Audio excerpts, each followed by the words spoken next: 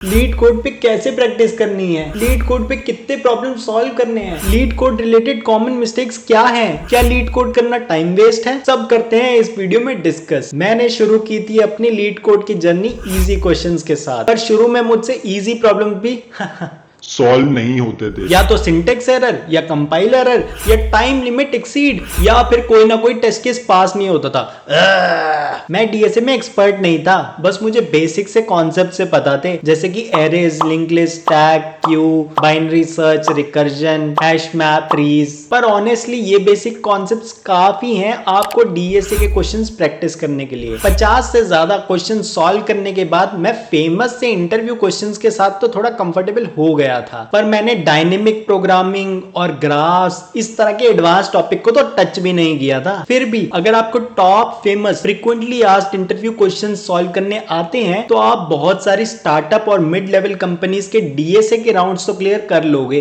जी हाँ, आपने सही सुना, फेमस इंटरव्यू क्वेश्चन से आप बहुत सारी कंपनीज के इंटरव्यू राउंड क्लियर कर सकते हो जो बहुत ज्यादा डिटेल डीएसए नहीं पूछती। लेकिन ये यूएस बेस्ड टेक कंपनीज के लिए इनफ नहीं है। इसके अलावा आपको एक बात समझनी होगी कि कुछ टॉपिक्स आपस में डिपेंडेंट होते हैं, जैसे कि डायनेमिक प्रोग्रामिंग सीखने के लिए आपको बैक ट्रैकिंग और रिकर्जन आनी चाहिए। एक एडवाइस मेरी आपसे ये रहेगी कि इंपॉर्टेंट टॉपिक्स को मिस मत करना। फॉर एग्जांपल, शुरू में मैंने हीप का कॉन्सेप्ट पढ़ा ही नहीं था और उसके सारे क्वेश्चंस को इग्नोर मार दिया, बट बाद में मुझे रियलाइज हुआ कि मिन हीप, मैक्स हीप के काफी सारे क्वेश्चंस पूछे जा रहे हैं इंटरव्यू में। एंड ऑनेस्टली स्पीकिंग, जब मैंने हीप पढ़ा तब मुझे रियलाइज हुआ कि यार ये तो बहुत ही सिंपल सा कॉन्सेप्ट है। मैं ऐसे ही डर रहा था और इसके क्वेश्चंस को इग्नोर मार रहा था, बल्कि इसे यूज करना तो बहुत ही आसान था जावा और पाइथन जैसी प्रोग्रामिंग लैंग्वेज में, जहां पे आप लाइब्रेरी फंक्शंस का यूज कर सकते हो, तो सिंटेक्स बहुत ही आसान हो जाता है। एक और एडवाइस आपके लिए ये रहेगी कि अगर आप 60 मिनट्स के अंदर कोई क्वेश्चन सॉल्व नहीं कर पा रहे हो तो उस पर और टाइम वेस्ट मत करो। उसका डिस्कस सेक्शन में जाकर सॉल्यूशन चेक करो, उसे समझो और फिर खुद से उसे कोड करके सॉल्व करो। मेरे केस में एक बार मैंने डीएफएस, बीएफएस, बैक ट्रैकिंग,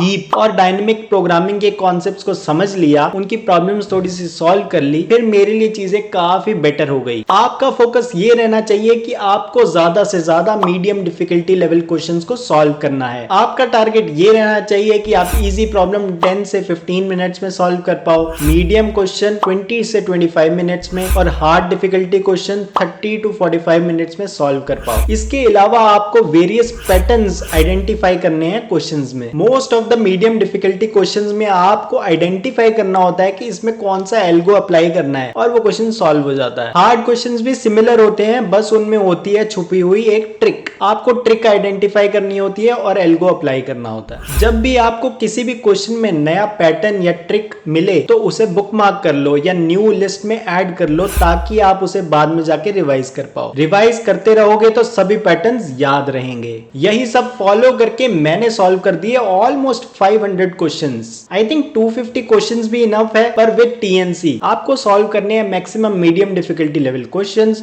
उसके अलावा आपको कवर करने हैं सारे मेजर कॉन्सेप्ट्स एंड पैटर्न्स। अगर आप कोई भी new medium difficulty level question 20 से 25 मिनट में सॉल्व कर पा रहे हो तो आप ऑलरेडी बिग टेक एमएनसी के इंटरव्यू के लिए रेडी हो। अब इससे ज्यादा सोचो मत, ज्यादा से ज्यादा इंटरव्यूज दो बस। अब आखिरी सवाल, क्या लीड कोड करना टाइम वेस्ट है? देखिए, लीड कोड आपको डेवलपमेंट तो नहीं सिखाएगा। आप डीएसए की प्रॉब्लम सॉल्व करके वेब डेवलपर या एंड्रॉयड डेवलपर या बैकएंड डेवलपर तो नहीं बन जाओगे, ये सच्चाई है। पर एक और सच्चाई ये है कि लीड कोड पे जब आप क्वेश्चन सॉल्व करते हो तब उस पे टेस्ट केस रन होते हैं, तो आप एज केसेस, बाउंड्री केसेस के बारे में सोचते हो, तो ये चीज आपको हेल्प करती है रियल लाइफ मार्केट प्रोजेक्ट्स में भी, जब आप वहां टेस्टिंग करते हो। बाकी इन जेनरिक डीएसए के बहुत सारे कॉन्सेप्ट्स आपके रियल लाइफ मार्केट प्रोजेक्ट्स में भी यूज आते हैं। पर सबसे इंपॉर्टेंट पॉइंट ये है कि बिग टेक एमएनसी या फिर आपकी कोई भी ड्रीम जॉब जो कि टेक रिलेटेड है, उसमें डीएसए के क्वेश्चंस पूछे जाते हैं, तो इसमें सोचने वाला पॉइंट ही खत्म हो गया। अगर आपको अपनी ड्रीम कंपनी क्रैक करनी है तो आपको डीएसए की प्रैक्टिस करनी ही होगी, और उसके लिए सबसे बेस्ट है लीड कोड। सो ज्यादा सोचो मत, अपना फोकस डीएसए में इंप्रूवमेंट पे लगाओ। तो लीड कोड बहुत इंपॉर्टेंट है,